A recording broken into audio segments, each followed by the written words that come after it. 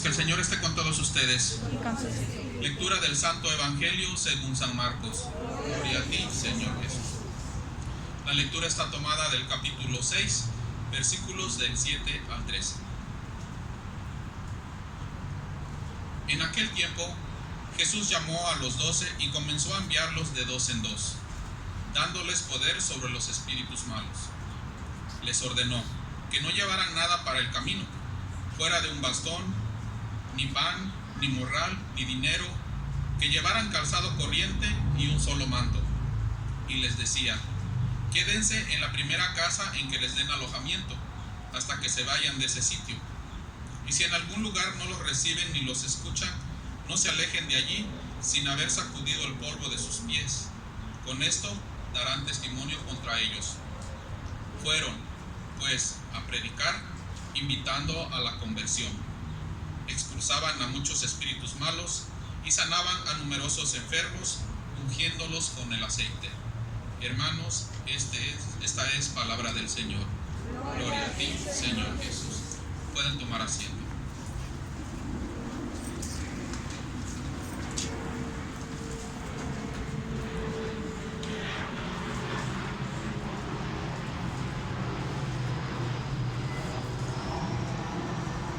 ¿Hay aquí de casualidad algún jovencito de 14 años de edad? Si no, piensen en uno. ¿Conocen alguno que en esta época, en este año, tenga 14 años de edad? ¿Sí? ¿Todos pueden pensar en alguno? Ok, así estaba yo cuando me fui al seminario. Así como ese muchacho que ustedes conocen, como ese joven de 14 años de edad. Hasta entonces me había criado en un rancho y me identifico con Amós, el profeta que escuchamos, porque cuidaba vacas, sembraba la tierra con mi padre, o sea, con mi padre le ayudaba, y aparte iba a la escuela. Iba a la escuela hasta los 14 años en que sentí el llamado de Dios y me fui al seminario. Cuando me fui al seminario, para mí fue un shock cultural. Tuve un shock un poquito, porque me fui a una ciudad que estaba a 6 horas de distancia, de un rancho a una ciudad grande, una ciudad grandota, y a 6 horas de distancia, lejos de mi familia. No conocía a nadie. La gente, aunque no lo crean, ya era diferente. En México, si tú vas de una región a otra, las culturas son diferentes. ¿Han notado eso? No es igual la gente de no sé, de la frontera, con los del centro de México, con los del sur de México, los del este con los del oeste. Somos diferentes. Tú vas a Veracruz y las personas tienen una cultura y una costumbre y una forma de hablar. Luego vas a Jalisco, Michoacán, y es otra costumbre y otra forma de hablar. Y vas a la capital, diferente también.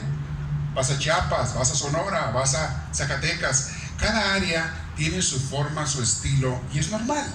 Así es. Bueno, a mí me tocó ese shock. Llegué con gente que no conocía y aparte hablaban diferente en ciertas palabras que usaban, y yo usaba palabras diferentes a las de ellos que no me entendían. Tuve que aprender a hablar como ellos. Y fue en el norte de México donde estuve, en la primera parte del seminario. Después me fui al centro. Me tocó ir a Guadalajara 4 años después. Y 3 años después. Y al ir a Guadalajara fue otro shock, la gente muy diferente, los jaliscienses, los tapatíos. ¿Cuántos tapatíos hay por aquí? Levante la mano los de Jalisco. Ándele, si hay algunos como que no se hagan. Claro que sí, a mucha honra. Y la gente es diferente. Te topas con esos shocks.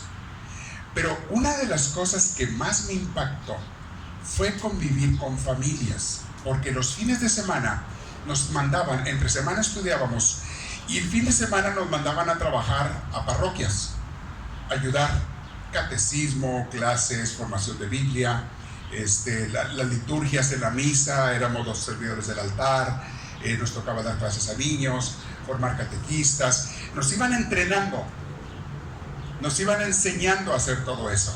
Y yo tenía 14 años de edad y estaba dando clases ya a adultos, porque me hacían dar las clases de preparación para bautizos a papás y padrinos. Imagínense, vuelvan a pensar en ese muchachito de 14 años de edad. Imagínatelo él dándote clases a ti sobre cómo bautizar o los compromisos del bautismo como papá o como padrino. Así estaba yo. Pero la gente, como uno era seminarista, se imaginaban, no sabían que yo era principiante. Se imaginaban que sabía mucho. Y venían y me pedían consejos. Y me empezaban a contar sus problemas matrimoniales, hágame usted el favor. Pidiéndole consejo matrimonial. Andaba el esposo y la esposa de la greña. Por eso ya no tenía pelo el señor. Se entregaron de la greña. Y venían a pedir consejo. No son pedradas, tampoco. Venían a pedir consejo a un muchachito de 14 años sobre qué hacer. Claro, yo corría casi asustado después de escucharlos y todo. Corría con mis maestros. Oiga, me llegó una pareja así. No te apures, mándamelos a mí, me decía ya el padre, que era mi maestro. Diles que vengan conmigo, o viven en tal colonia, que vayan con el padre fulano de tal, ahí para que les ayuden. Pues sí, me decía, no te apures, pero ya me habían traumado. Ya me habían traumado con sus problemas, estas gentes. Decía yo, qué bueno que me dicen que no me voy a casar. Creo que no está tan mal la cosa. Se me hace que no está tan mal. Me dicen que cuando vienen a hacer la renovación de votos matrimoniales, ya ven que vienen a los tantos años a renovar sus votos y demás, pero de repente ya no es renovación, ya es renunciación de votos matrimoniales lo que vienen a hacer, ya no por costumbre. Así me tocó el trauma, pero empecé a pensar, dije, wow, quiere decir que cuando yo sea sacerdote, cuando sea padre, ¿voy a estar oyendo estas cosas todos los días? ¿Me va a tocar ayudar a gente todos los días? ¿Cómo le voy a hacer? ¿De dónde voy a sacar conocimiento, sabiduría, luz, ayuda, para ayudar a tanta gente que tiene estos problemas? Luego me llegaban con jóvenes que tenían problemas, los jóvenes de todo tipo de problemas, pandillas, narcóticos, vicios. Me llegaban y querían que los ayudara. Y yo, ¿qué hago? ¿Cómo los ayudo? Pero me di cuenta de algo, que a veces con solo escucharlos, o iba yo con el padre y le pedía, ¿qué le digo a una pareja? Me decía, dile esto y esto y esto a estas personas que te contaron esto. Entonces yo venía y les decía lo que me decía el padre, y veía a la gente que sanaba. Al menos por ese día encontraban paz. Personas que venían angustiadas, que venían mortificadas, se iban ya como que relajadas y descansadas, después de haber platicado, después de haberles dado el consejo de lo que me habían enseñado a decirles, o ayudarles, o a sugerirles. Y me di cuenta que de repente Dios me estaba usando de una manera u otra para sanar gente. Después, eso me motivó a aprender más, cómo ayudarlos. Eso me hizo entusiasmarme en crecer en el aprendizaje, en los estudios, en conocer de las personas. Y empecé a entender por qué nos daban clases no solo de Biblia, teología, espiritualidad, religión, nos daban también clases de psicología, medicina, nos daban clases de ginecología. Y yo decía, ¿qué tiene que ver esto con el ministerio? O sea, porque van a venir muchas mujeres a pedirles consejos de ginecología a ustedes. ¿Por qué? Porque es gente que no tiene médico, es gente que no tiene seguro social, seguro médico. Y hay otra gente, algunas personas, especialmente mujeres, que son muy tímidas y no se atreven a ir con un doctor.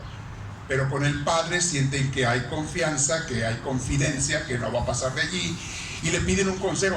De verdad, ustedes tienen que saber a quién mandar a urgencias y a quién no. Mínimo tienen que saber si hay que mandar a alguien a una emergencia o no.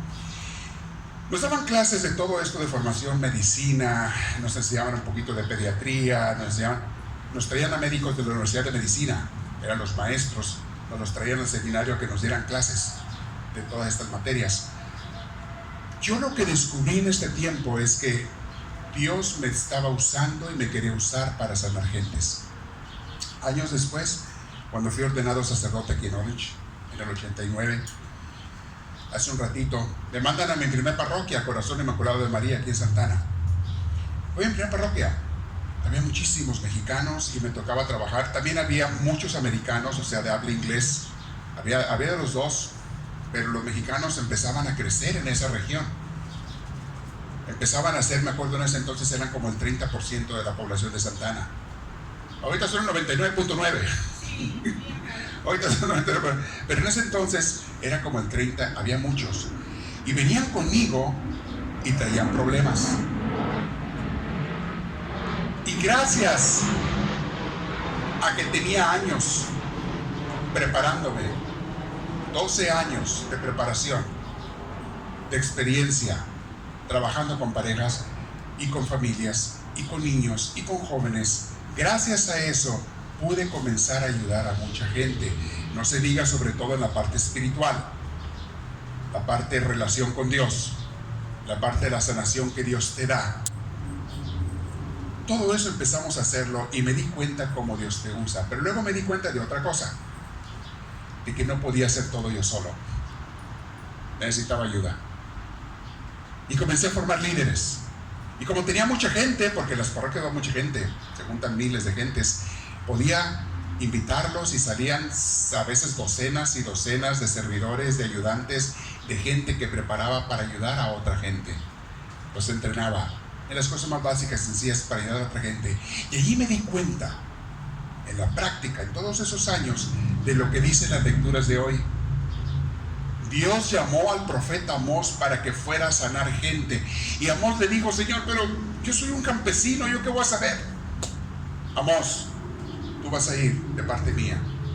En otro libro, Jeremías, en otro libro, Isaías, los mandó llamar y les dijo: vas a ir a sanar gente, a predicar mi palabra, sí, pero para sanar gente, para llevarlos también al cielo, para guiarlos por el buen camino. Señor, pero yo soy muy joven, yo no sé nada, no tengo experiencia. Jeremías, no digas soy muy joven, porque yo pondré las palabras en tu boca. Tú nomás sírveme, sirve. Jesús mandó llamar a 12 apóstoles. ¿Quiénes eran los 12 apóstoles? Gente sencilla, sin estudios, campesinos, pescadores, gente de lo más normal del mundo de aquel entonces. No tenían estudios de nada, no sabían leer ni escribir. Y Jesús los llamó y les dijo: vengan, porque van a ir a expulsar demonios, sanar gente, predicar la palabra, ayudar a tanta gente que está necesitada. ¿Qué pasó después de Jesús llamar a los apóstoles? Dijo: ok, nomás a ustedes los voy a llamar. No, dijo: vayan por todo el mundo, sigan llamando a más gente, yo llamaré a más vocaciones. Piden al dueño de las vías que mande obreros a su mies, porque es muchísima. Y vayan por todo el mundo y evangelicen y enséñenlos para que vivan bien y mejor. Si Jesús ocupaba ayuda, imagínense ustedes hoy en día, si no vamos a ocupar ayuda nosotros, los sacerdotes, diáconos, ministros, misioneros de los tiempos modernos, también ocupamos mucha ayuda. Y quizá más que antes. A veces pienso, bueno, por un lado hay más gente que antes, esto que dije. Las ciudades ahora son de millones de gentes. Antes eran de 1000, 2000 gentes por un pueblo, una ciudad. Eso eran las ciudades de hace 2000 años. 2000 gentes, cuando mucho, 3000. Ahora son millones. Sales aquí, son millones de gentes que necesitan ayuda. ¿Quién lo va a hacer? ¿Quién va a ir a predicarles? Les dije hace rato, los bautizados. Yo quiero hacer una invitación el día de hoy a todos ustedes. Piénsenlo. Constantemente estoy buscando ayuda para ayudar a otra gente en diferentes ministerios. No todos van a predicar, pero algunos sí. No todos van a ser maestros o maestras, pero algunos sí. Hay otros que van a ayudar a poner las lonas, a poner las sillas, a limpiar, a acomodar el sonido, a poner la música, a cantar.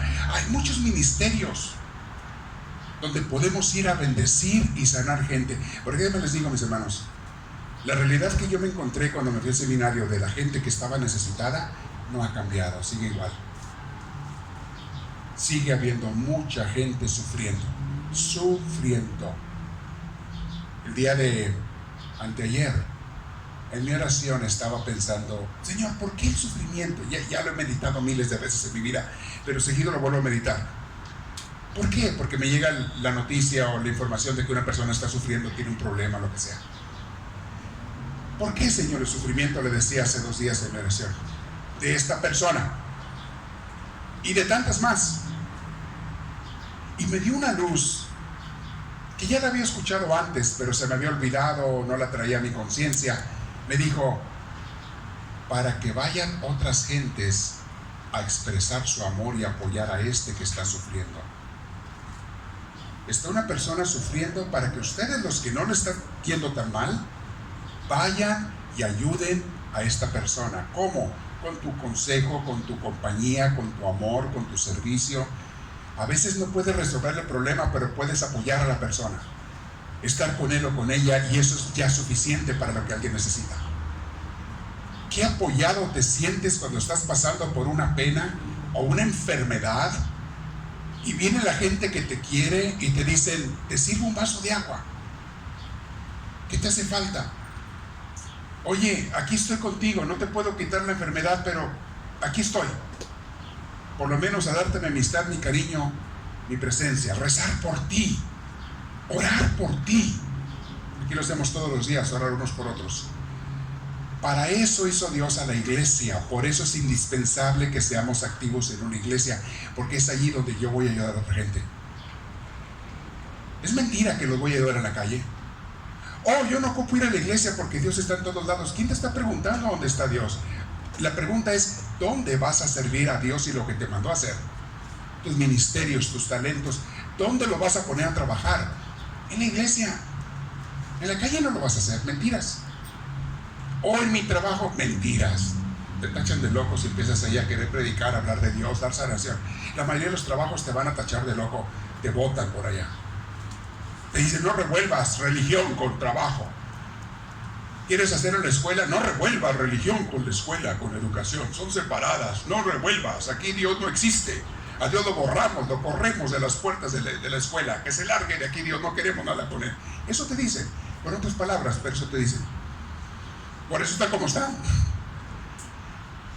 Por eso las escuelas están destrozadas. Ves ahí de todo: drogas, libertinaje, matanzas a veces, tristemente, matanzas, gente trastornada, porque no hay Dios. Se ha expulsado a Dios, se le ha corrido. Y luego cuando les pasa mal, una tragedia: ¿por qué Dios permitió esto? Pues ¿cuál Dios? Si lo corriste de tu vida. ¿De qué Dios me estás hablando? Si no hay Dios en tu vida, tú lo corriste. Ustedes lo corrieron, en esa escuela lo corrieron. ¿Por qué Dios permitió? ¿Cuál Dios? Si ni Dios hay allí. ¿A qué Dios le quieres echar la culpa si lo corrieron de allí? Hay familias donde se ha corrido a Dios porque nunca se piensa en Dios, nunca se habla de Dios, nunca se predica a Dios. Y luego pasa algo mal: ¿por qué Dios? ¿Cuál Dios? No hay Dios allí. Es como el que corrió la comida de su casa. Dice: aquí no entra ni una comida, ni una tortilla va a entrar a mi casa. Y luego están todos hambrientos. ¿Por qué Dios nos tiene con hambre? ¿Cuál Dios? Si tú no echaste la comida afuera. Estás pasando hambre porque tú la corriste. Tú no la quisiste. No quieres la paz, la sanación. La iglesia, mis hermanos, nos apoyamos. Está Dios presente. Es un lugar donde en primer lugar se le da el honor a Dios. Y no importa si lo hacemos abajo de un árbol. La iglesia son ustedes, somos nosotros. No es el templo, no es un santuario, no es un edificio muy hermoso. Sí lo tienes, que bueno, pero no es esa la iglesia somos nosotros. Llamados para irnos a sanar unos a otros. Estas lecturas de hoy son hermosísimas.